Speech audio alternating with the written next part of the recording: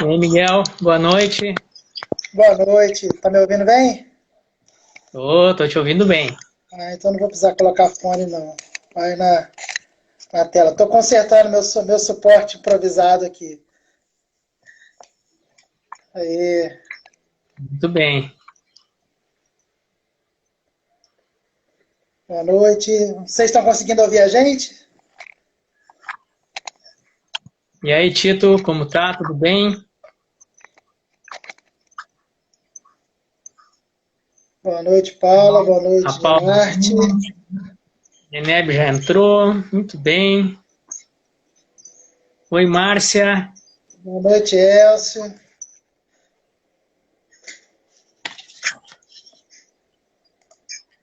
Bem, nós vamos começar aqui então hoje, né, Miguel? Nosso primeiro Isso. evento aí, nossa primeira live do segundo semestre. Nós temos uma agendinha aí que a gente vai passar no final dessa live, que vai das 8 no máximo às 9 horas, né? Isso. E o tema hoje vai ser tempos de pandemia e a filosofia clínica no contexto dos educadores. Então, Miguel Ângelo Caruso, terapeuta e professor da Casa da Filosofia Clínica, vai conversar, falar um pouco sobre o que a filosofia clínica pode dar a perspectiva no contexto dos educadores nesse momento aí de pandemia. Eu vou ficar aqui com as perguntas e na mediação das perguntas, depois que o Miguel falar, uns 15, 20 minutos.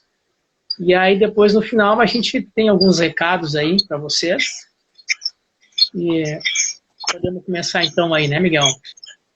É isso. Antes de eu me apresentar, Fernando, se apresente também, por favor.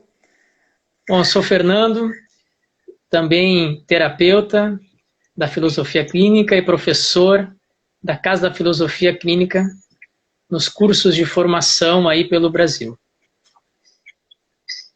Bacana. Bom, meu nome é Miguel, sou professor também de filosofia clínica, sou filósofo clínico, dou aula na Casa da Filosofia Clínica, dou aula também na Fundação Educacional Hospitalar e Assistencial de Chapecó, no Instituto Zêndico, lá de Chapecó.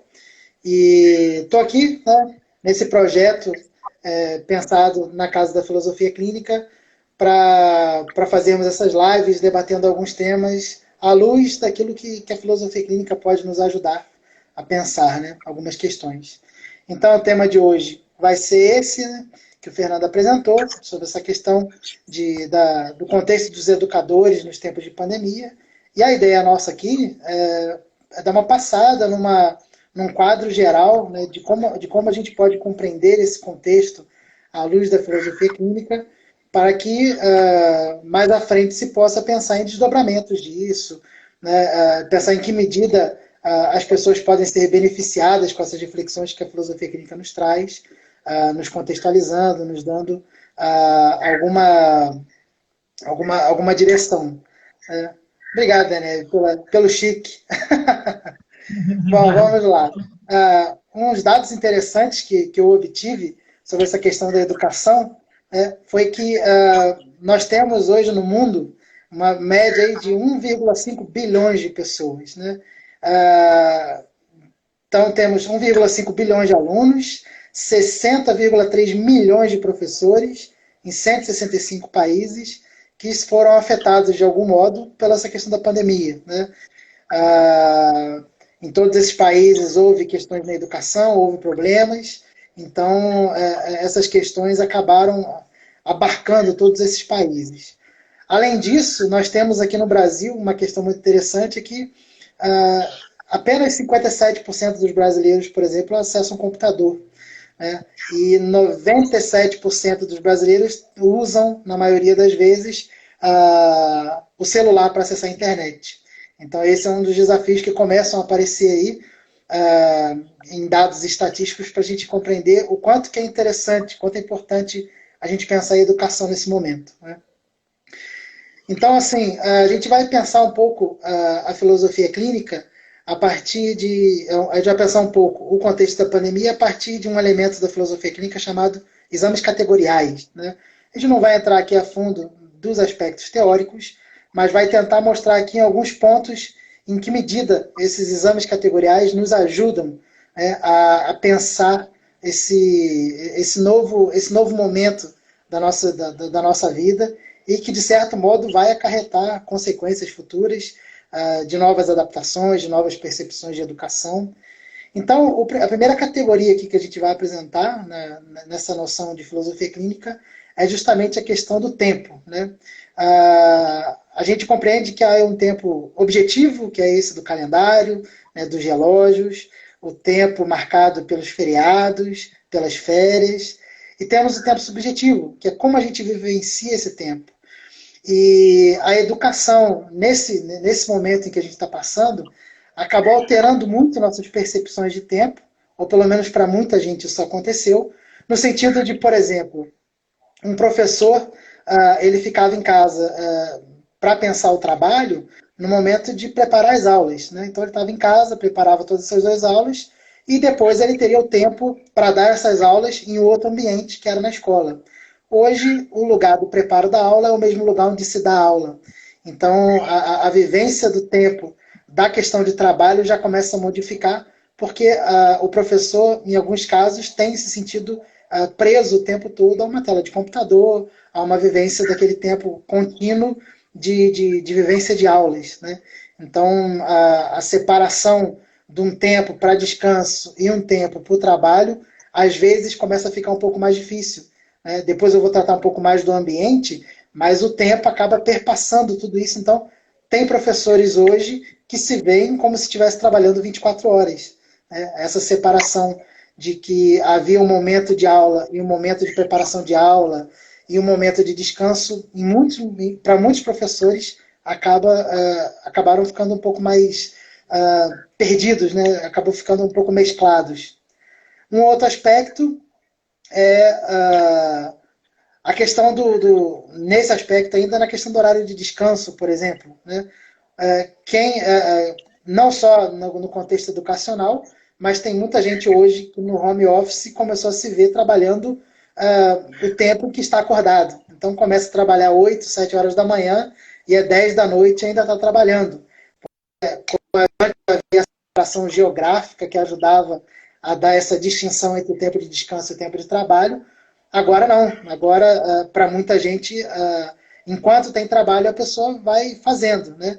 E assim como o serviço de casa, trabalho de escola também não cessa. Né? Então, quanto mais o professor se dedicar, mais coisa ele vai ter para fazer. Né? Então, cessar esse tempo acabou se tornando um desafio para muitos professores. Um outro aspecto é a categoria que a gente chama de lugar, né? Que, de modo geral, a gente pode dizer que é a experiência que a gente vai tendo em cada ambiente em que a gente está. Né? Qual é a experiência que a gente tem, qual é a nossa experiência corporal, sensorial, mental, como é que se dá essa nossa adaptação a cada ambiente em que a gente se encontra. E nesse aspecto, entra, além da questão da perspectiva de tempo, a gente tem justamente essa questão da divisão que antes havia muito clara, né? Havia o trabalho, não, havia a casa, havia um transporte até o lugar onde se dava aula e havia a escola, onde se ensinava. E o que acontece? Com essa modificação de contexto, a gente acaba vendo que não há esse momento, às vezes, de transporte, que até andei vendo em alguns lugares as pessoas dizendo que estavam sentindo falta do trânsito, né? Porque o estresse do trânsito ajudava a desestressar o tempo em que estava na escola ou na casa. Né? E não há mais esse meio do caminho, né? Não há mais vamos dizer assim, um ritual de passagem entre a saída de casa, a ida até o trabalho, todos os estresses que são possíveis dentro de um ambiente de trabalho, e depois a volta para esse lugar, né? Para o lugar de descanso que seria a casa. Então há esse desafio que muitos professores passam, né? Alguns conseguem se dar muito bem, tem professores melhor em casa, trabalhando do que antes quando estava indo para a escola. Né? Por isso a gente, na filosofia clínica, a gente leva muito em conta a singularidade.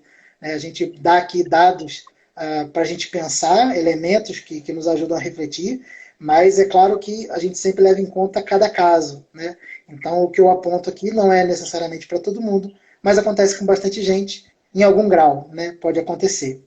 Ah, a casa, então, acaba sendo, em muitos casos, mais um ambiente de trabalho, né? Então, se a pessoa antes se via trabalhando em casa, por exemplo, só para preparar a aula, como eu comentei na questão do tempo, agora a casa virou o lugar onde se prepara a aula, onde se dá a aula, onde se faz as tarefas de casa, os serviços da casa.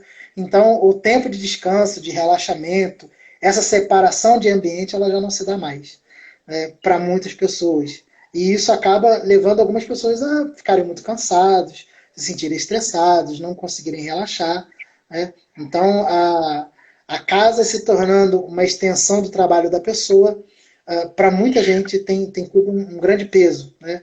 Para algumas pessoas, como eu disse, essa mudança foi a melhor coisa que fez, que aí alguns professores às vezes não querem mais, não se veem mais, por exemplo, na obrigação de vivenciar alguns estresses, inclusive do transporte até a escola, de vivência nessa mudança de lugar, mas agora para outros professores, não. Para outros professores, isso é um grande peso.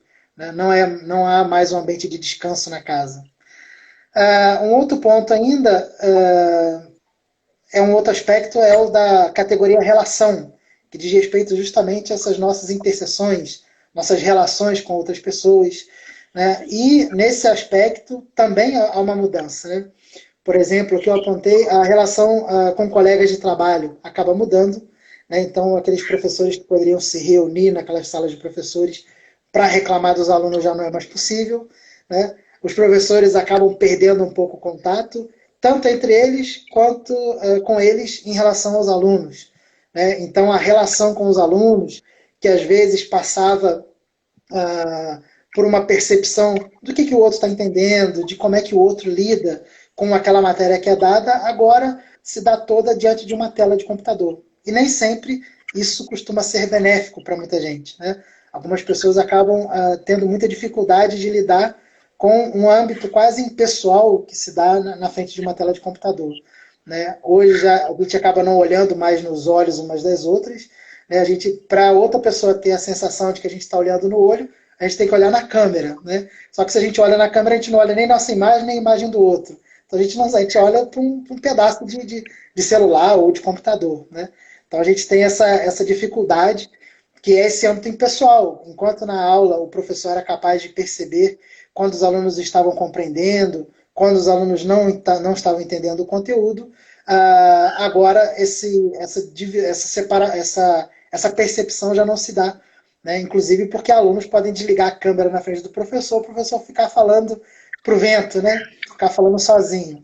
Né? E eu e o Fernando, como a gente tem dado aulas à distância, a gente acaba percebendo um pouco isso. Né?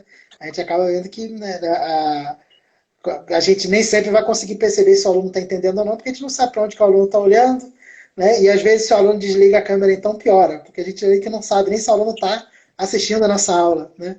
Então tem essa mudança do modo como se dá a relação de professor e aluno. E isso sim, a gente pode contar de professor e aluno, de professor, com a diretoria, e também dos alunos entre eles. Né? Há uma mudança aí de relação entre eles agora, que se dá toda no celular. Né? Outro ponto aqui. Bom, agora trazendo um pouco para uma questão da estrutura de pensamento, que é uma etapa da filosofia clínica, de compreensão do outro, eu gostaria de destacar um deles só, que é o que a gente chama de papel existencial. Né? É aquilo que a gente está sendo em determinadas situações ou relações. Então, o papel existencial de professor acaba por passar por uma adaptação. Às vezes, a pessoa se via como professor, por exemplo, enquanto estava dentro da escola. Né? E quando agora ela já é professor dentro de casa, diante de uma tela de computador, esse papel existencial, essa vivência, também muda um pouco, né, o sentido para muitos professores. Então, há essa questão de uma readaptação ao papel existencial diante agora de uma tela de computador ou de smartphone. Para os alunos, eu acredito, principalmente, se dá muito mais por smartphone, inclusive. Né? Então, se antes o papel existencial do professor era validado dentro de uma sala de aula, e ali o professor era quem tinha o controle, mais ou menos, da situação, era ele quem ditava os caminhos, agora se dá na tela de computador e nem sempre é fácil os alunos assimilarem essa relação e esse posicionamento do professor. Porque até então o costume de vivência diante de uma tela de celular era daquele: eu não gostei, eu passo para o próximo, eu excluo, eu corto a conversa, eu não dou continuidade, e agora o professor tem que ficar lá 50 minutos ou até mais dando aulas, né, e nem sempre os alunos conseguem compreender todo esse processo, né, vivenciar muito bem. Inclusive, assim, como o professor pode cobrar, por exemplo, o comportamento dos alunos? Às vezes a relação dentro da sala de aula era uma, o professor bastava olhar, o aluno que estivesse conversando vai ficar quieto. Agora não, agora o aluno pode desligar a câmera, né, pode fingir que está assistindo a aula, né, como acontece em alguns ambientes, e o professor nem tem como controlar isso. Né? Então ele não sabe nem se a mensagem dele chegou, se o conteúdo a ser ensinado funcionou. Outro âmbito muito interessante se dá na questão das epistemologias, né, das formas de conhecimento, de aprendizado daqueles conteúdos. Na maioria dos casos, vamos dizer assim, na sala de aula, o conteúdo é passado pelo professor que apresenta, né, de modo expositivo, aquelas ideias, aquelas matérias. Deixa eu ver quanto tempo tem. Vou terminar já. Nós temos aqueles conteúdos apresentados e os alunos eles têm que absorver aquilo que é passado no quadro, no livro, numa leitura. Agora, o professor é desafiado a lidar com mídias que os alunos, em muitos momentos, são bombardeados por estímulos o tempo todo, né, são bombardeados por atrativos, e os alunos são pessoas que, usando o smartphone ou o computador, eles estão acostumados a não dar muita atenção àquilo que não tem tanto estímulo, que não ajuda muito. Né? Então, quando agora o professor entra nesse espaço que antes era para puro entretenimento, né, agora o professor tem que se desdobrar para conseguir tornar aquele conteúdo chamativo, né, atrair os alunos e tentar entregar outros meios de conhecimento para os alunos, que não somente aqueles positivos, porque às vezes já não funciona mais. Né, já não é um modo que vai atrair os alunos, que vai segurá-los. Não tem mais uma sala de aula onde o aluno vai ter que ficar 50 minutos ou até mais. Né? Agora é uma tela de computador, uma tela de smartphone, e essa impessoalidade permite, assim como permite aquelas brigas homéricas em redes sociais, também permite que os alunos também excluam, apaguem tela, desativem o microfone, finjam que estão assistindo aula e não assistem, e tudo mais. Né? Então, assim, alguns desafios que acabam surgindo, né? Também nas escolas é justamente aquela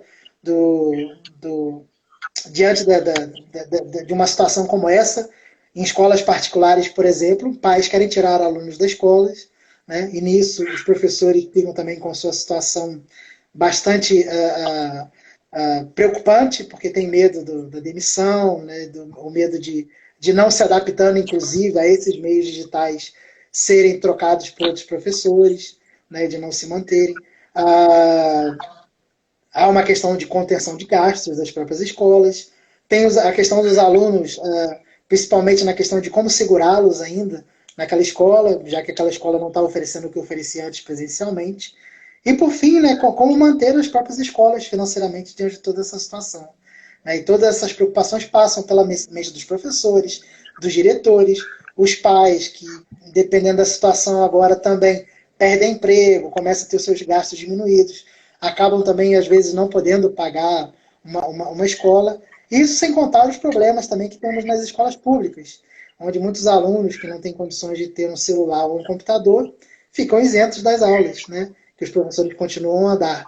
Então há uma discrepância também nesse âmbito. Então esses são alguns dos desafios que a gente encontra quando a gente pensa na educação nesse contexto, visto por alguns aspectos, né, alguns pontos aí que a filosofia clínica nos traz, né, como os exames categoriais, alguns elementos daquilo que a gente chama de estrutura de pensamento. Foi 22 minutos, mais ou menos. Muito bem, Miguel. Tem algumas questões que apareceram. Antes, eu só queria dar algum exemplo, assim, por exemplo, sobre a filosofia clínica. ela enxerga, por exemplo, que tem algumas categorias, digamos, fundamentais que atravessam a estrutura da pessoa, quer ela queira ou não, como, por exemplo, tempo, lugar e relação. Essas três categorias foram atravessadas pela pandemia, né? Teve alteração no tempo, teve alteração no lugar, teve alteração na relação que a gente tem com esse novo lugar, com essa nova maneira de fazer as coisas. No caso aqui, né, professores, educadores no geral. Então, por exemplo, essas categorias, querendo ou não, elas atravessam e perturbam muitas vezes as estruturas pessoais que cada um temos. Por exemplo, vou dar um exemplo. Dois exemplos, né? Um de um professor. Então, por exemplo, meu filho, tá? Ele é um aluno na questão do conhecimento, na escola física, 10. Ele ficou uma vez com uma recuperação no final do ano, por uma bobagem, né, sempre passando, né, tranquilo com a média para cima, aluno nota 10, na questão cognitiva, numa escola que ele ia, naquele lugar, que ele tinha os professores, que ele tinha a biblioteca que ele adora. Da noite para o dia ele se tornou um aluno virtual. Ele pegou 5 recuperações.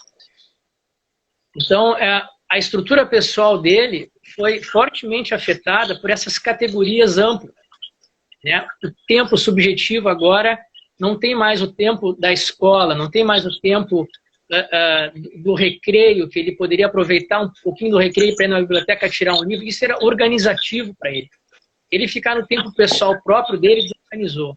Agora, estudar em casa, com o celular do lado, o videogame atrás, também deu uma desorganizada no lugar, né? E como ele se relaciona com esse lugar, como ele se relaciona consigo mesmo, como ser aluno, né? Como se organizar e ser um novo aluno, como estruturar pessoalmente as suas questões dentro dessas categorias e com toda a sua estrutura, né? Então, e também tem o contrário, tem alunos que ficaram muito melhor agora são alunos que não eram bons fisicamente. Teu áudio está falhando, Fernando. Tinha alunos que não eram bons. Tinha alunos que não eram bons na escola física e que se tornaram melhores agora, porque essas estruturas, a estrutura pessoal deles se adaptou a essas mudanças, né? Então, tem os dois lados. E tem o lado do professor, né? Tem professores, eu tenho uma pessoa, a gente chama de partilhante, né? A pessoa que faz terapia com a gente, não é paciente nem é cliente, né? Ele é um partilhante, tem um partilhante que é professor e que diz que quando voltar às aulas físicas ele vai se tornar o melhor professor. Porque o que ele está aprendendo didaticamente para fazer boas aulas por vídeo, ele vai poder incorporar para poder ser o melhor professor quando ele voltar. E ao contrário, que esses professores que estão desesperados por ser professor virtual. Pioraram a sua atuação enquanto professor, né? Então, o que acontece? A estrutura interna da pessoa, ela é afetada por essas categorias. E tem como você ficar mais próximo do roteador? Está falhando um pouco o seu áudio. Melhorou agora? Teu áudio está falhando um pouco. E agora? Melhorou ou não? Ainda tá falhando um pouquinho. Está picotando bastante. Bom, a filosofia química que ela pode fazer, né, em relação a essas questões, né, é tentar entender a estrutura pessoal de cada um dentro desse contexto de mudança dessas categorias de tempo, lugar e relação. É isso que a filosofia pode propor fazer, né? Entender como essa estrutura foi afetada, quais as partes dela, digamos assim, e como ela pode ser dentro dessas categorias que alteraram a estrutura pessoal de cada um, né? No caso aqui, alunos e professores.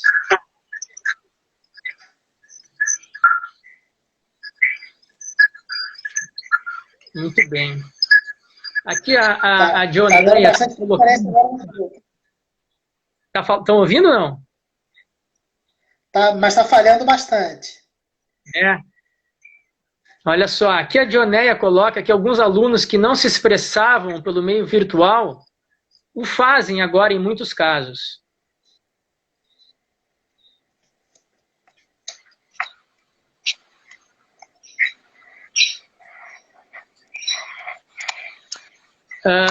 Tá me ouvindo ainda, Miguel? Tá para ouvir bem? Sim, agora melhorou um pouquinho. É, tá. O Elcio aqui colocou sobre a questão que você falou, Miguel, sobre a pressão psicológica das escolas, né? Em cima da produção dos professores, né? Então, assim como mudou a estrutura pessoal de cada professor, também mudou a estrutura das escolas, né? As escolas também têm uma estrutura padrão, digamos assim, delas, né? Segundo a sua missão, seu objetivo, que também foi alterado segundo essas categorias de tempo, relação e espaço, né?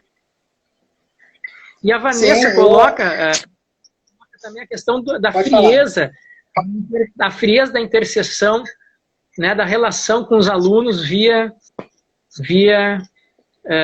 digital, né, como tu tinha falado ali também. Uhum. Nessa questão da pressão psicológica, é até interessante, hoje eu estava ouvindo uma paciente comentando que a irmã dela, que é professora, estava precisando que a sobrinha ajudasse ela, porque ela já não estava mais aguentando ter que gravar vídeo, ter que enviar material, então a sobrinha ia ajudar, principalmente porque há essa questão da adaptação ao meio digital, né? E o professor não vai para a escola para começar imediatamente a trabalhar no digital, né? Uma coisa é a gente já sabendo que a gente vai dar aula à distância, a gente se preparar para isso. Outra é professores que fazem um concurso, que se preparam para dar aula em sala de aula e se deparam, de repente, com meios digitais. Inclusive, essa irmã da minha partilhante eu já havia atendido há um tempo atrás, e quando eu a atendi, ela já dizia que não gostava nem de ter celular, né? Ela não gostava desses meios digitais. Então, agora se vê tendo que dar aula em dois colégios, em duas matrículas, aula durante a semana inteira, dando diversos conteúdos, e como se adaptar a isso, né?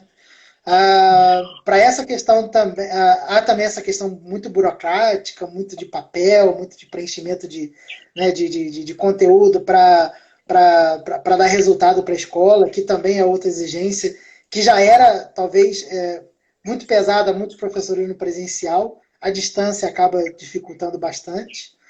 E esse ponto aí que a Vanessa também comentou, né, da frieza, também acontece muito, né? O tipo de relação que era estabelecido anteriormente, para muitos professores faz muita falta, né? Eu ouvi um professor recentemente falando que sentia falta da bagunça dos alunos na sala de aula, né? Que fazia parte do conteúdo da aula, né?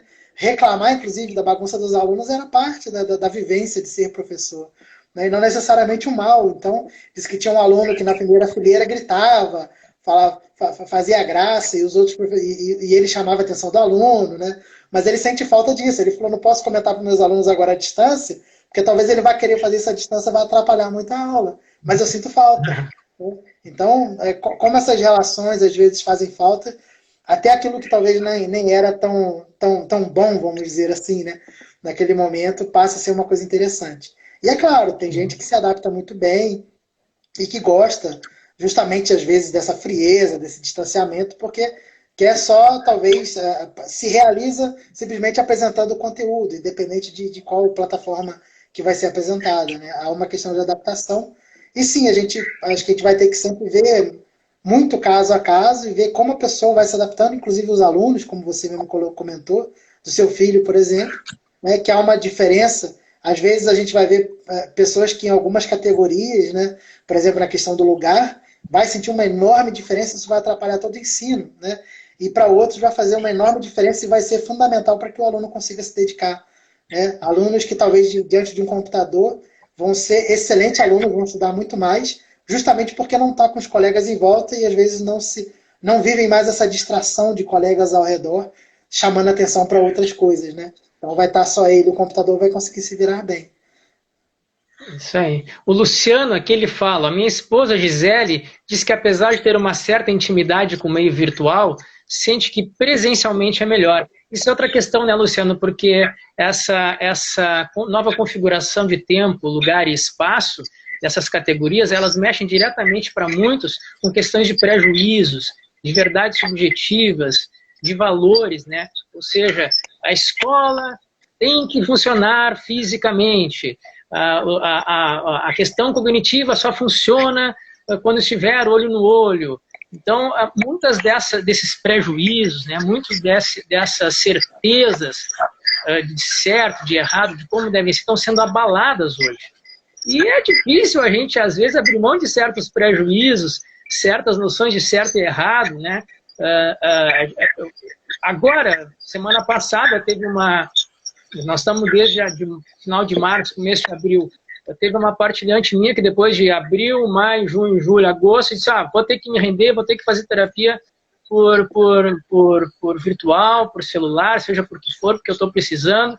E ela, quando começou, disse, não, isso não, terapia não existe, a conversa é ao vivo, de maneira alguma, e agora ela está tendo que rever, ressignificar alguns prejuízos, ressignificar alguns valores, né, de relação, e a escola, de alguma forma, que por incrível que pareça, a nossa escola, que tem todo um histórico aí de mudança, a partir de 1960, ela ainda é muito tradicional.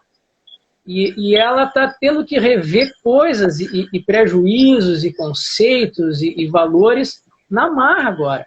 E tanto diretores, quanto coordenadores, quanto professores, quanto pais, né, de alunos. Então, essas categorias mexeram com a nossa estrutura em algumas coisas muito íntimas, né, que nós achamos que deveriam ser, ou que sempre seriam assim. Eram praticamente imutáveis. Escola, a gente tem que acordar, ir para lá, ficar lá e voltar. Como assim escola virtual, né? Então, essa questão, Luciano, acho que ela mexe direto, assim, né, com coisas que a gente acreditava que deveriam ser sempre de certa forma, e agora estão mostrando, peraí, vamos ter que mudar. Por exemplo, né, eu dou exemplo também de que eu faço doutorado, e o grupo de doutorado na minha universidade, ele é de vários lugares do Rio Grande do Sul e até alguns outros estados. E todo mês a gente se reunia, o pessoal vinha lá de Santa Catarina para o Rio Grande do Sul para fazer essa reunião. Quando começou a pandemia, fizemos virtual e o orientador disse assim, cara, por que eu não fiz isso antes? Não tem sentido fazer o cara viajar de carro, 300 quilômetros para vir, 300 para voltar. A partir de agora, mesmo que volte fisicamente, todas as reuniões de doutorado vão ser físicas, vão ser virtuais, só uma vai ser física, que vai ser no final do ano, talvez. Né? Então, ele teve que ressignificar como ele vai fazer as reuniões com seus alunos, mas não sem custos, não sem sofrimento, não sem pensar 30 vezes que ele está fazendo isso só por enquanto, dura essa pandemia. Mas então parece que as categorias, né, de tempo, lugar e relação estão tocando assim, em lugares muito, muito sensíveis no nosso pensamento, nossas crenças. Né? Isso. A Beatriz aqui comentou que está sendo bem difícil com as crianças pequenas de educação infantil. Eu acho que talvez para os menores ainda seja bem mais difícil do que para os adultos, né? Para o ensino superior a gente vê uma adaptação muito, muito mais tranquila, vamos dizer assim. Mas para infantil, com certeza, dificulta, de modo geral, porque o ambiente modifica muito o comportamento de uma criança, a gente costuma ver, né? E também a própria vivência dos pais com as crianças em casa, que antes talvez se restringia algumas horas do dia, porque a criança estava na escola, ou estava em algum curso, alguma coisa assim, e agora a criança está 24 horas dentro de casa, né? E como passar a atividade para uma criança que está no primeiro ano do ensino fundamental, no primeiro ano do ensino fundamental um pouco antes, para conseguir prender a atenção de uma criança num ambiente de casa, que talvez era até um ambiente de brincadeira, de distração, né, e passa a ser um ambiente onde a criança tem que parar na frente de um computador, de uma tela, e tem que começar a aprender alguma coisa. Né? Tem pais, eu atendo pais de nem tão crianças assim, de crianças com 13 anos mais ou menos, e que estão passando por muita dificuldade para ficar na frente de um computador estudando. Querem fazer outra coisa. Casa acaba sendo, trabalhando aquela questão do significado, né? Casa é um ambiente de férias, de descanso, de fim do dia, não é de trabalho, né? E a criança às vezes tem que acordar 6:30 da manhã, 7 horas, para começar a ter disciplina, a ter matéria no computador. Então é complicado, eu já vi casos, já ouvi de partilhantes casos dos filhos que dormem na cama, começando a assistir a aula no celular. O celular cai do lado, a criança dorme, então, algumas horas depois acorda para ver o que aconteceu. Imagina assim, por exemplo, agora, os professores tem pais querendo trocar os filhos de escola porque essa escola está bagunçada, porque não se reorganizou depois de toda essa pandemia, né? E aí eu fico pensando, imagina os professores que tiveram formação de pedagogia, mestrado, psicopedagogia, tudo pensando aula física, tudo pensando na interação. Daqui a pouco, todo aquele ensinamento, todo aquele conhecimento que foi dado na faculdade, que muitas vezes já está defasado, se reclamar, quando é que vão usar meios eletrônicos nas escolas? Né? Já tinha essa reclamação, agora, da noite para o dia, toda aquela pedagogia dada numa faculdade, ela tem que ser transformada para uma outra categoria, para a categoria virtual. Então, imagina os professores sendo pressionados, porque no final das contas são eles que fazem essa mudança metodológica, né, do que era para ser lidado fisicamente agora no virtual. Imagina como os professores, qual a estrutura pessoal desses professores, muitos realmente não conseguem, da noite para o dia, fazer uma alteração, né, ter uma flexibilidade de ressignificação de conceitos e de conseguir achar saídas. Né. Por isso que muitas vezes a saída tem sido a união dos professores, né, a união dessas pessoas. Por quê? Porque está todo mundo perdido. Ninguém tem a solução sozinho. Não tem a solução, ninguém tem, porque todo mundo está bagunçado no tempo. Todo mundo está bagunçado no espaço, todo mundo está bagunçado nas relações. Então, a bagunça de cada um pode ser que, de alguma forma, se ache uma forma melhor de fazer, né? E o isolamento piora isso, deixa as pessoas mais sozinhas. Né? Seria um momento de os professores se unirem, fazerem grupos de pesquisas entre professores, mais uma coisa para eles fazerem, né? Mas que seria para eles poderem lidar com essa situação, né? Porque além dessa mudança fez com que cada um lidasse com isso sozinho, isoladamente, dentro da sua casa, do seu apartamento, né, do seu espaço. A Daniela aqui diz que limita muito a expressividade dela enquanto professora, né, em sala de aula, entre aspas, né, que deve ser a questão do digital. Uhum. O Elcio aqui comentou um dado que é muito importante e é um risco, às vezes, da gente achar que basta colocar no digital que resolve. Ele colocou aqui, estão indo nas casas dos alunos entregar e recolher trabalhos impressos. Só 10% dos nossos alunos têm acesso à internet. Então tem esse outro desafio, né? Às vezes universaliza uma receita de como fazer a educação de determinada região, quando na verdade a realidade daqueles alunos é muito outra. Eu soube, por exemplo, de uma cidade onde eu atendi até pouco tempo, que alguns alunos acabaram desaparecendo no período em que começaram a dar aulas à distância porque não tinham condições. E até achar a casa desses alunos era difícil pelas escolas. Né? Então, não chegava a ser, como no caso do Elcio, que só 10% tinha acesso, mas era mais ou menos 20% dos alunos não tinham acesso à internet. E nesse caso, até para os professores conseguirem ir até os alunos, era difícil, não tinha condições de ir muito fácil, era difícil achar o endereço, né? Os alunos acabavam não se inteirando do que estava acontecendo porque não tinha esse meio imediato, como, por exemplo, o WhatsApp, de dizer o que está acontecendo na escola. Então, o pessoal ficava meio perdido, dizendo, não tem aula, ou tem aula pela internet, a gente não tem celular para assistir a aula. Porque quem tem celular também não tem internet, alguns. Então, não tem internet de qualidade. Então, outra barreira também que acontece e que nos obriga a pensar muito por região, por questões bastante localizadas, bastante específicas, né? Isso aí. A W. Gisele que está dizendo que a frustração da criança de ter que esperar o tempo de ela falar acho que pelo meio digital, né, está sendo ótimo de trabalhar, difícil, mas ótimo. Essa é outra questão, é como transformar essas questões que são difíceis em questões pedagógicas, né?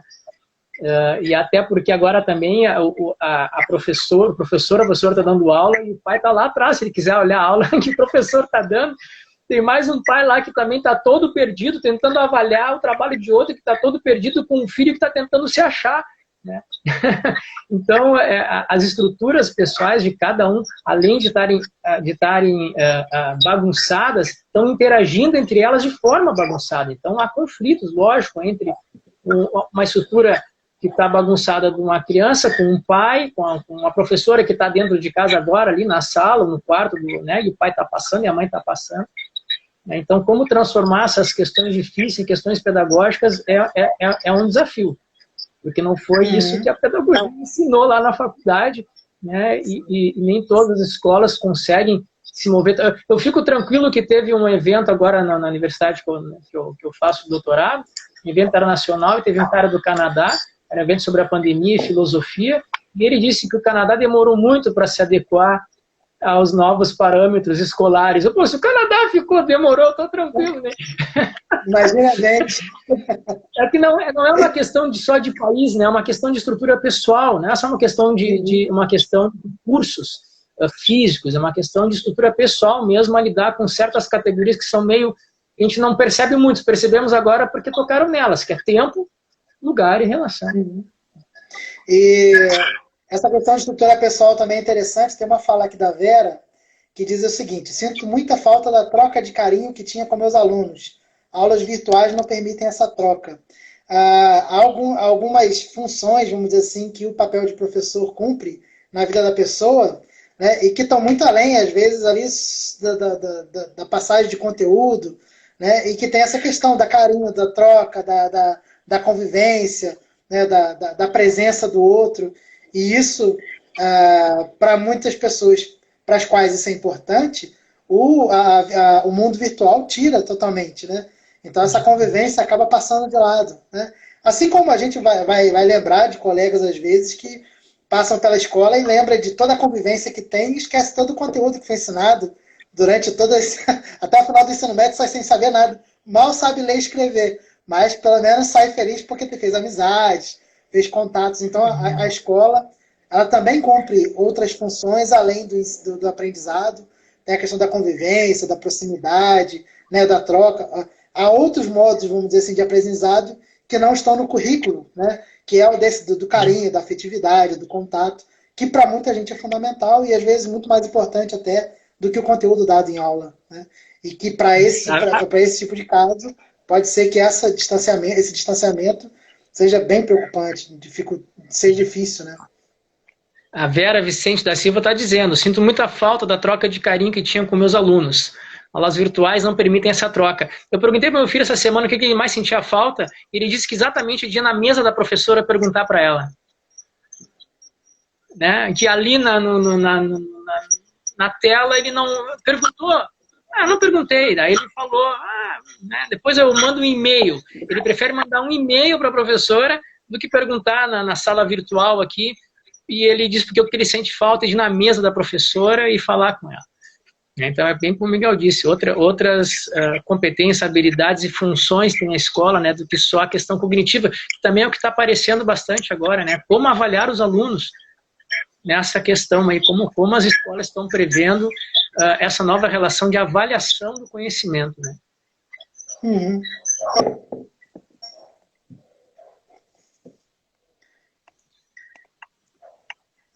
Vamos lá. Opa. Os botões aqui. Diego Baroni, que está dizendo, realmente, essas categorias nos tocam de tal forma que até a ausência do ruído pedagógico desconcentra o correr das aulas e dos trabalhos.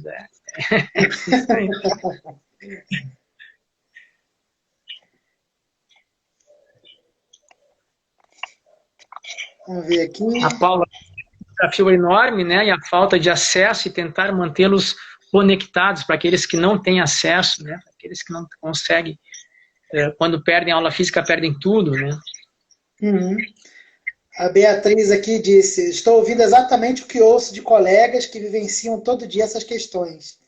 E de fato, né, como acho que o fato de eu e Fernanda a gente ouvir professores de vez em quando no consultório ajuda também a gente conseguir comentar essas questões, né? Além do fato de sermos professores também, ouvir, a gente acaba notando esses pontos, e por isso talvez seja mais tranquilo para a gente, inclusive, tocar nisso, né? Nessas dificuldades, né? Nessas percepções. Já haviam dificuldades antes da pandemia, né? Outras dificuldades diversas, eu já tinha ouvido muito de professores se queixando de diversos pontos, mas a pandemia vem para trazer aspectos, vamos dizer assim, mais novos, desafios próprios, que engloba formação, que engloba compreensão da própria pessoa, do seu papel como professor ou dos alunos, a modificação de noção de aprendizado, né, a questão das mudanças categoriais de lugar, de tempo, de relação, vai mudando, né, toda a circunstância em que a gente está se encontrando no atual momento acaba mexendo bastante. Então, alguns conseguem se adaptar com um pouco mais de tranquilidade e outros estão até hoje tentando se adaptar e estão passando por muitas dificuldades por isso. Né? É um grande desafio, sim. Muito bem. Miguel, eu teria mais uma aqui para falar, eu acho que a gente pode começar a encerrar. Uhum. Podemos seguir. A Dionete falou aqui que eu acho que, já que a gente está falando de problemas, ela disse que aqui parece que tem um lugar aqui que está dando uma solução. Lá em Novo Hamburgo, que é uma cidade perto aqui de Porto Alegre, houve um tempo de formação, especialmente sobre metodologias ativas. Isso tem ajudado a ressignificar e planejar para, em seguida, ir aplicando os conteúdos, experimentando a recepção dos alunos. É isso, né? São hipóteses, experimentações de ressignificação de metodologias. Isso é muito legal. Pelo que eu entendi, que parece que teve, onde ela trabalha, alguma formação a respeito disso. Isso é uma saída, né? O que não é fácil para alguns ficarem pessoalmente, ter certas formações que ajudem a ressignificar essas práticas e vai mesmo agora muito por experimentação, né, hipótese, ver o que acontece e reorganizando, né, essas práticas aí. Isso. Acho que a gente pode começar a encerrar, né, Fernando? Tudo bem, podemos começar então. Então a gente queria primeiro agradecer a presença de todos vocês, os comentários, não conseguimos ler todos, eu acho, mas à medida que vocês quiserem entrar em contato, a gente pode também ir conversando, né, inbox aqui pelo Instagram. E eu queria falar também um pouco sobre a agenda que nós temos de eventos, né, de agosto na filosofia clínica, né? Então, hoje, na quinta-feira, tivemos essa live aqui com tempos de pandemia, que é a filosofia clínica no contexto de educadores. E no dia 19/8, na quarta-feira que vem, vai iniciar um mini curso de quatro quartas-feiras exatamente sobre isso. Nós vamos tentar botar em prática isso que nós falamos, né, a respeito de categorias, estruturas pessoais que alteraram em relação a isso. Vai ser um curso, mini curso, né, de 4 quartas-feiras, a filosofia clínica para educadores em tempos de pandemia. Então vai começar na quarta-feira que vem, vai ser todas as quartas, das 19 às 21 horas, e mais informações, né, sobre a inscrição e como serão feitas esse curso a partir de amanhã, essa noite, quem sabe a gente já começa a colocar no Instagram aí um link de inscrição, que vai pelo Google Forms. Ali vai ter um mini cadastro muito rápido para a gente poder entrar em contato e começar a passar qual é o contexto e o programa desse curso aí que vai durar 4 quartas-feiras, né, 2 horas por quarta-feira, sobre a filosofia clínica no contexto, né, nesse tempo de pandemia, esse contexto para educadores. E toda quinta-feira agora vai ter uma live, pelo menos até o final do ano vamos tentar manter isso, né, uma prática. Na quinta-feira que vem, no dia 20/8, também das 20 às 21 horas no Instagram, vai ser a filosofia clínica em diálogo com Bergson. E vai ser o filósofo clínico Vinícius Fontes, do Rio de Janeiro, que vai falar com a gente sobre a filosofia clínica e um diálogo com Bergson, um filósofo aí, do qual acho que foi o motivo de estudos, né, do Vinícius aí, pela filosofia. E no dia 27/8, na outra quinta-feira, na última quinta-feira de agosto, também das 8 às 9, né, no Instagram aqui, eu vou fazer uma fala sobre a filosofia clínica e as tragédias gregas. Há uma relação com a filosofia clínica e algumas tragédias gregas aí, que falam sobre essas mudanças radicais que acontecem na vida, né, na estrutura de muitas pessoas. Tragédias gregas são mudanças radicais. Então, a gente vai passar essa agenda aí durante né, as semanas, mas já estão todos convidados. Quem quiser entrar em contato pode entrar em box comigo ou com o Miguel, a gente vai passando as informações tanto para essa agenda de palestras, de live, quanto para o mini curso que vai começar na quarta-feira que vem. Isso. O formulário eu já coloquei lá na minha bio. Se vocês quiserem olhar, o link está lá. Depois o Fernando vai colocar no dele também. Como ele falou, a gente vai estar disponível em box, né, ou no direct, para vocês fazerem contatos. Pode ser que agora, exatamente depois dessa live, eu não consiga responder vocês, porque eu tenho um atendimento agora. Mas depois que eu atender, eu vou estar disponível para conversar aí, para tirar as dúvidas para quem estiver interessado. É isso, Fernando. Acho que podemos ficar por aqui, né? Bem, pessoal, muito obrigado. A gente depois vai pegar o link dessa live, né, que vai ser criada, e a gente vai divulgar aí para o pessoal que não pôde assistir. Então, se quiser divulgar também, a gente passa o link sem problema nenhum. Então, uma boa noite a todos. Muito obrigado pela participação. E a gente se vê aí, então, na quinta-feira que vem, na live aí do Vinícius Fontes com o Fernando. Né? E na próxima, mais para frente, também eu vou estar em alguma delas. Para quem quiser participar do curso, na quarta-feira que vem a gente começa esse curso exatamente sobre esse tema da filosofia clínica no contexto dos educadores nesses tempos de pandemia. Aí com um viés mais prático, né, mais a ver com como a gente pode tentar entender melhor essa relação e ressignificar isso enquanto professores, educadores, seja aí a profissão que a gente tem aí, que tem a ver com pessoas. Uma boa noite a todos. Tchau, tchau. Boa noite, obrigado, valeu. Até mais, até semana que vem. Valeu, Miguel, um abração. Um abraço, Fernando.